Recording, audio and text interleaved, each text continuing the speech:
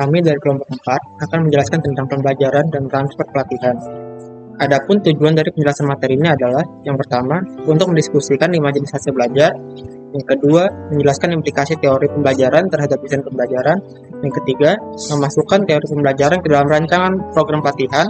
Yang keempat, menjelaskan bagaimana pelajar menerima, memproses, menyimpan, mengambil, dan bertindak berdasarkan informasi.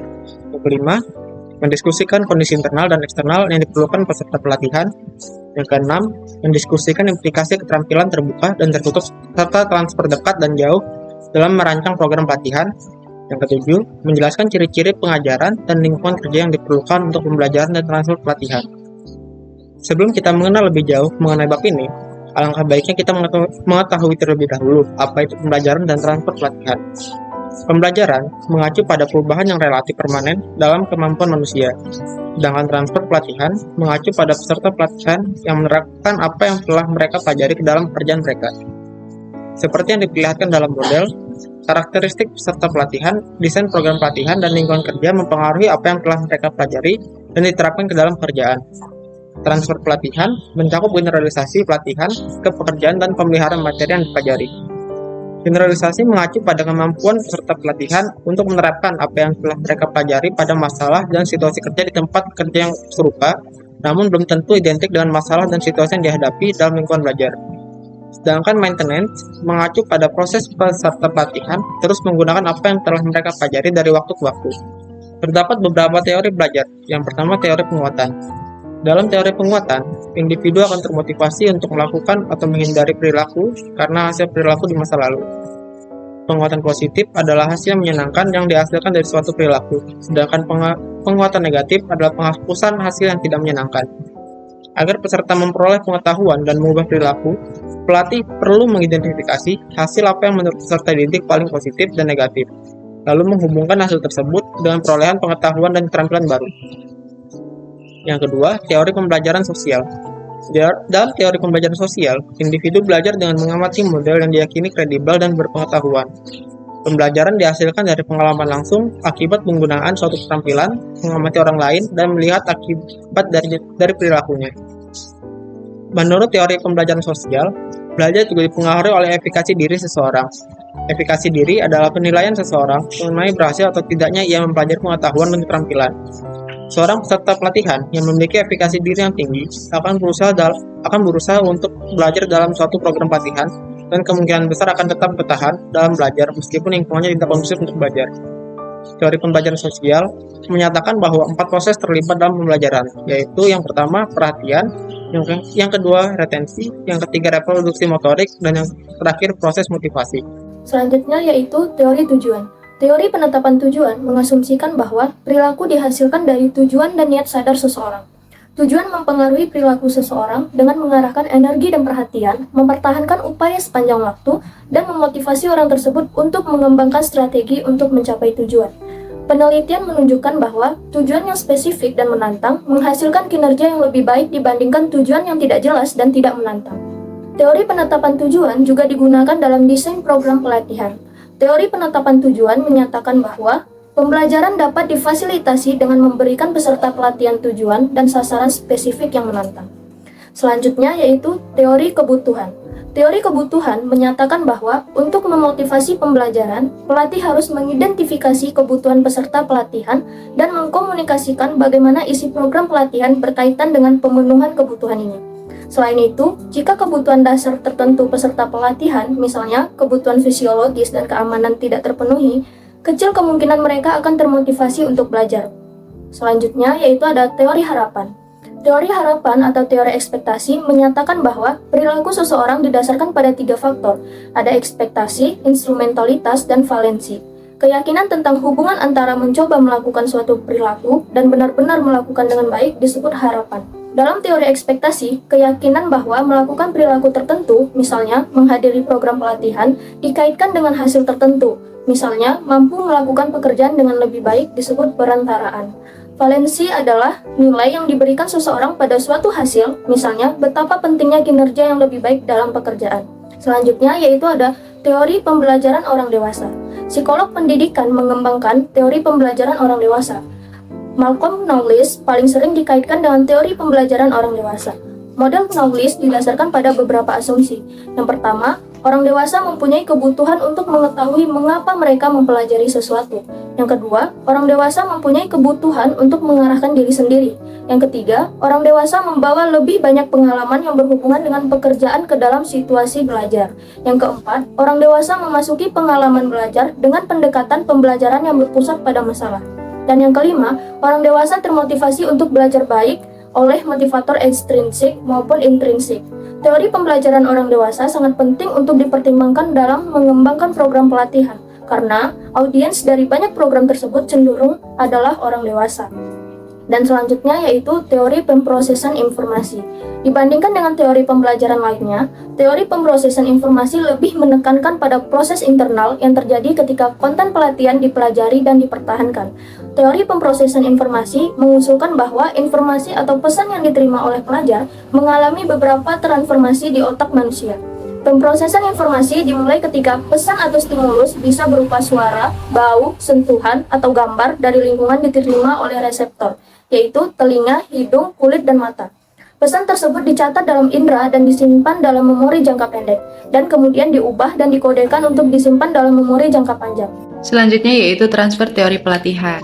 Transfer pelatihan itu lebih mungkin terjadi ketika peserta pelatihan itu mengerjakan tugas-tugas selama pelatihan, misalnya pengetahuan, peralatan, atau proses yang sangat mirip atau bahkan identik dengan lingkungan kerja mereka. Dalam transfer teori pelatihan ini terdapat 3 teori transfer pelatihan yang mempunyai implikasi terhadap desain pelatihan, seperti teori elemen identik, pendekatan generasi stimulus, dan juga teori transfer kognitif. Pada teori elemen identik, ini mengusulkan bahwa transfer pelatihan itu dapat terjadi ketika apa yang dipelajari dalam sesi pelatihan identik dengan tugas yang harus dilakukan oleh peserta pelatihan dalam pekerjaannya.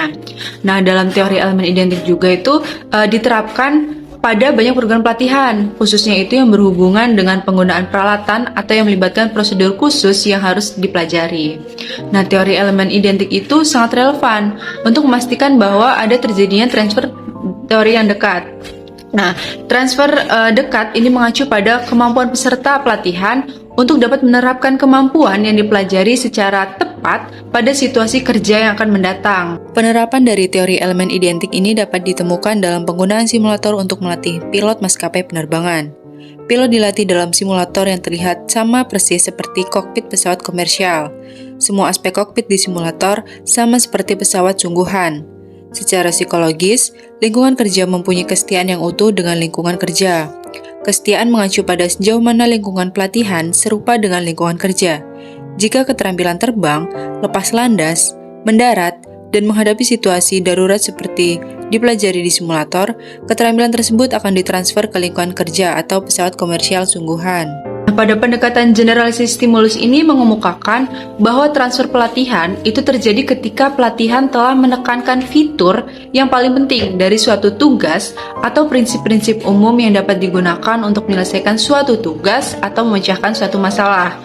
Berbeda dengan teori sebelumnya, pendekatan teori generalisasi stimulus ini lebih menekankan pada transfer jauh, yang mana transfer jauh ini mengacu pada kemampuan peserta pelatihan untuk menerapkan kemampuan yang dipelajari terhadap lingkungan kerja. Meskipun lingkungan kerjanya itu berupa peralatan, permasalahan, dan juga tugas yang tidak identik dengan sesi pada saat pelatihan. Menurut teori transfer kognitif, kemungkinan transfer itu akan meningkat dengan memberikan materi yang bermakna kepada peserta pelatihan yang meningkatkan peluang mereka untuk menghubungkan apa yang mereka temui di lingkungan kerja dengan apa kemampuan yang akan mereka pelajari. Nah, pengaruh dari teori kognitif ini dapat terlihat dalam desain pelatihan yang mendorong peserta pelatihan sebagai bagian dari sebuah program untuk mempertimbangkan potensi penerapan konten pelatihan pada pekerjaan mereka. pada proses pembelajaran ini ada yang pertama yaitu proses mental dan fisik. Bisa kita lihat, ini ada tabel. Tabel ini menunjukkan proses pembelajaran yang dapat berupa ekspektasi, persepsi, penyimpanan kerja, pengkodean semantik, penyimpanan jangka panjang, pengambilan, generalisasi, dan juga kepuasan. Kita lihat juga di tabel ini menekankan bahwa pembelajaran itu bergantung pada proses kognitif pembelajar, termasuk memperhatikan apa yang dipelajari, kemudian mengorganisasikan konten pembelajaran ke dalam representasi mental, dan juga menghubungkan konten pembelajaran dengan pengetahuan yang ada di memori jangka panjang. Hal ini mencakup faktor-faktor seperti kesiapan untuk pelatihan, serta pemahaman tentang tujuan pengajaran, dan juga kemungkinan manfaat yang akan dihasilkan dari pembelajaran dan penggunaan kemampuan yang memungkinkan manfaat yang mungkin dihasilkan dari pembelajaran dan penggunaan kemampuan yang dipelajari dalam pekerjaan. Pada proses pembelajaran, kita akan mengenal 4 tahap siklus pembelajaran. Pada tahap pertama, peserta pelatihan menemukan pengalaman nyata. Hal ini diikuti dengan pemikiran mengenai masalah yang mengarah pada pembangkitan ide-ide tentang cara memecahkan masalah, dan akhirnya implementasi ide-ide tersebut secara langsung pada masalah. Penerapan ide-ide tersebut memberikan umpan balik mengenai keefektifannya, sehingga pelajar dapat melihat hasil dan memulai proses pembelajaran dari awal lagi. Peserta pelatihan terus-menerus mengembangkan konsep, menerjemahkan menjadi ide, menerapkannya, dan mengadaptasinya sebagai hasil pengamatan pribadi tentang pengalaman mereka. Setelah membahas siklus pembelajaran, selanjutnya kita akan membahas mengenai implikasi proses pembelajaran dan pengalihan pelatihan untuk pengajaran yang memiliki 4 gaya belajar. Pada gaya belajar yang pertama yaitu divergen, dominan kemampuan belajar mereka berasal dari pengalaman nyata dan observasi relaktif. Ciri-ciri mereka pandai menghasilkan ide, melihat situasi dari berbagai sudut pandang, dan sadar akan makna dan nilai. Mereka juga cenderung tertarik pada manusia, budaya, dan seni. Lalu gaya belajar yang kedua ada asimilator, konseptualisasi dan abstrak dominan dari kemampuan belajar ini, serta observasi relaktif yang mempunyai ciri-ciri baik dalam penalaran individu, menciptakan model teoristis, dan menggabungkan pengamatan yang berbeda menjadi penjelasan yang terintegrasi. Lalu mereka juga cenderung kurang peduli pada manusia dibandingkan dengan ide dan konsep abstrak. Gaya belajar yang ketiga ada konvergen. Mereka berasal dari konseptualisasi abstrak dan eksperimen aktif. Ciri-cirinya baik dalam hal ketegasan, penerapan gagasan secara praktis, dan penalaran deduktif hipotesis. Mereka juga lebih suka berurusan dengan tugas-tugas teknis daripada masalah antar pribadi. Dan yang terakhir ada akomodasi, yang dominan berasal dari pengalaman nyata dan eksperimen aktif. Ciri-ciri mereka baik dalam menerapkan keputusan, melaksanakan rencana, dan terlihat dalam pengalaman baru, serta cenderung merasa nyaman dengan orang lain namun mungkin terlihat tidak sadar atau memaksa. Masih pada implikasi proses pembelajaran, dan berikut merupakan tabel rangkuman dari ciri-ciri pengajaran yang baik yang memfasilitasi proses pembelajaran. Yang pertama, karyawan perlu mengetahui tujuannya. Terdapat 3 komponen penting dalam tujuan pelatihan, yaitu pernyataan tentang apa yang diharapkan oleh karyawan, selanjutnya ada pernyataan mutu atau tingkat kinerja yang dapat diterima, serta pernyataan mengenai kondisi di mana peserta pelatihan diharapkan dapat menghasilkan hasil dan kondisi yang diinginkan. Ciri-ciri yang kedua yaitu mengenai karyawan harus membutuhkan konten pelatihan yang bermakna. Berikut ini teknik yang dapat digunakan untuk meyakinkan peserta bahwa isi program pelatihan bermakna, yaitu teknik bercerita tentang keberhasilan orang lain pada konten pelatihan, khususnya mantan peserta pelatihan. Teknik yang kedua dapat mengaitkan konten pelatihan dengan apa yang sudah diketahui peserta pelatihan tentang pekerjaan mereka. Dan teknik selanjutnya dapat menunjukkan bagaimana pelatihan berhubungan dengan tujuan strategis perusahaan. Dan ciri ketiga, karyawan membutuhkan kesempatan untuk berlatih, dapat dilakukan dengan praktik, yang melibatkan meminta karyawan menunjukkan kemampuan yang dipelajari, misalnya strategi kognitif, informasi verbal yang ditekankan dalam tujuan pelatihan dalam kondisi dan standar kinerja yang ditentukan oleh tujuan. Lalu dilihat lagi dengan kondisi pralatihan, pelatih perlu fokus tidak hanya pada isi pelatihan, namun juga pada bagaimana memungkinkan peserta untuk memproses informasi dengan cara yang akan memfasilitasi pembelajaran dan penggunaan pelatihan di tempat kerja. Kesempatan untuk berlatih selanjutnya yaitu latihan melibatkan pengalaman. Pelatihan harus melibatkan pendekatan pembelajaran aktif, di mana peserta harus mengeksplorasi dan bereksperimen untuk menentukan aturan, prinsip, dan strategi untuk kinerja yang efektif. Lalu ada latihan massal versus berjarak. Latihan massal artinya kondisi di mana individu mempraktikkan suatu tugas secara terus-menerus tanpa istirahat, sedangkan latihan jarak ialah kondisi di mana diberikan interval istirahat dalam sesi latihan. Yang selanjutnya yaitu latihan utuh versus sebagian. Latihan utuh adalah di mana semua tugas atau tujuan harus dipraktikkan pada waktu yang bersamaan. Nah, sedangkan latihan sebagian adalah setiap tujuan atau tugas yang harus dipraktikkan secara individual sesegera mungkin setelah diperkenalkan dalam program latihan. Kemudian, kondisi praktik yang efektif. Agar praktik menjadi relevan dengan tujuan pelatihan, maka beberapa kondisi harus dipenuhi. Latihan harus melibatkan tindakan yang ditekankan dalam tinjauan pelatihan, sehingga latihan harus berkaitan dengan tujuan pelatihan. Dalam proses pelatihan karyawan, perlu memasukkan konten pelatihan ke dalam memori ingatan mereka. Nah, menurut penelitian, menunjukkan ada beberapa cara untuk membantu peserta pelatihan untuk memasukkan konten dari pelatihan ke dalam memori ingatan mereka.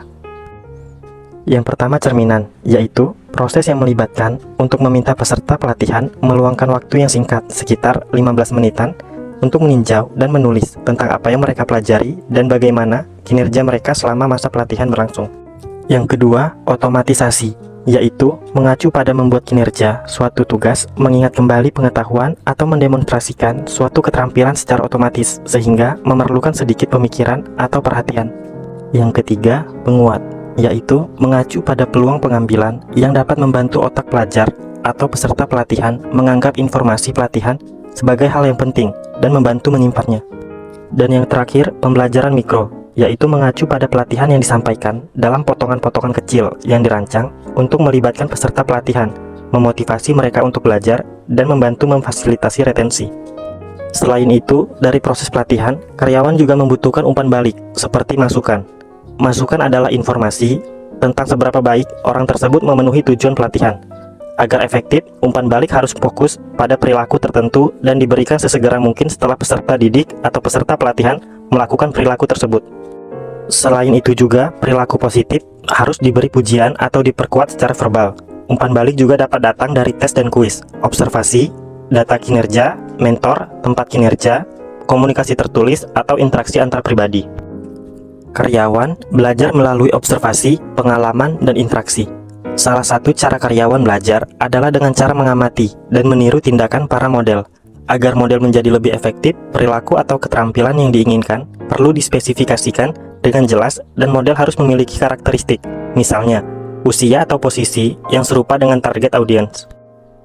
Menurut teori pembelajaran, karyawan juga belajar paling baik ketika mereka belajar sambil melakukan, yang melibatkan pemberian pengalaman langsung kepada karyawan tersebut, atau menempatkan mereka dengan karyawan yang lebih berpengalaman, serta memberi mereka alat dan bahan yang diperlukan untuk mengelola kesenjangan pengetahuan mereka. Selain itu, karyawan juga belajar paling baik melalui interaksi, berinteraksi dengan konten pelatihan, dengan pelajar lain, dan dengan pelatih atau instruktur. Nah, berikut ini ada 3 cara karyawan belajar melalui interaksi. Yang pertama, interaksi pelajar-instruktur, yaitu mengacu pada interaksi antara pelajar dengan ahli atau pelatih. Karena pelatih dapat memfasilitasi pembelajaran dengan menyajikan, mendemonstrasikan, dan memperkuat konten. Yang kedua, interaksi pelajar-pelajar, yaitu mengacu pada interaksi peserta didik dengan atau tanpa instruktur. Interaksi pelajar-pelajar termasuk mengamati dan berbagi pengalaman dengan teman sebaya. Yang terakhir, atau yang ketiga, yaitu komunitas praktik. Hal ini mengacu pada kelompok karyawan yang bekerja sama, belajar satu sama lain, dan mengembangkan pemahaman umum tentang bagaimana menyelesaikan pekerjaan. Komunitas praktik dapat melibatkan interaksi tatap muka ataupun elektronik. Karyawan membutuhkan program pelatihan untuk dikoordinasikan dan diatur dengan benar. Koordinasi pelatihan adalah salah satu dari beberapa aspek administrasi pelatihan yang melibatkan mengkomunikasikan kursus dan program kepada karyawan, mendaftarkan karyawan pada kursus dan program, menyiapkan dan mengelola materi pra-pelatihan seperti bacaan atau tes, mempersiapkan bahan-bahan yang akan digunakan dalam pengajaran, penataan fasilitas dan ruang pelatihan, menguji peralatan yang akan digunakan dalam pembelajaran, memiliki peralatan cadangan jika peralatan rusak, memberikan dukungan selama pengajaran, mendistribusikan materi evaluasi, memfasilitasi komunikasi antara pelatih dan peserta pelatihan selama dan setelah pelatihan, mencatat penyelesaian kursus dalam catatan pelatihan atau arsip personel. Selain dapat mengatur program pelatihan dengan benar, manajer juga harus dapat mendorong tanggung jawab dan manajemen diri peserta pelatihan. Caranya yaitu menentukan tingkat dukungan dan konsekuensi negatif di lingkungan kerja atas penggunaan kemampuan yang baru diperoleh. Yang berikutnya, menetapkan tujuan untuk menggunakan kemampuan yang dipelajari, menerapkan kemampuan yang dipelajari pada pekerjaan, memantau penggunaan kemampuan yang dipelajari dalam pekerjaan, dan terlibat dalam penguatan diri. Kesimpulannya, pembelajaran dan transfer pembelajaran harus terjadi agar pelatihan menjadi efektif. Elemen desain yang penting mencakup memberikan pelajaran, pemahaman tentang mengapa harus belajar, konten yang bermakna, peluang berlatih, umpan balik, peluang untuk berinteraksi, dan program yang terkoordinasi. Selain itu, desain pembelajaran harus mendorong karyawan untuk mengelola diri sendiri dan memahami bahwa lingkungan kerja karyawan mendukung pembelajaran dan transfer pembelajaran.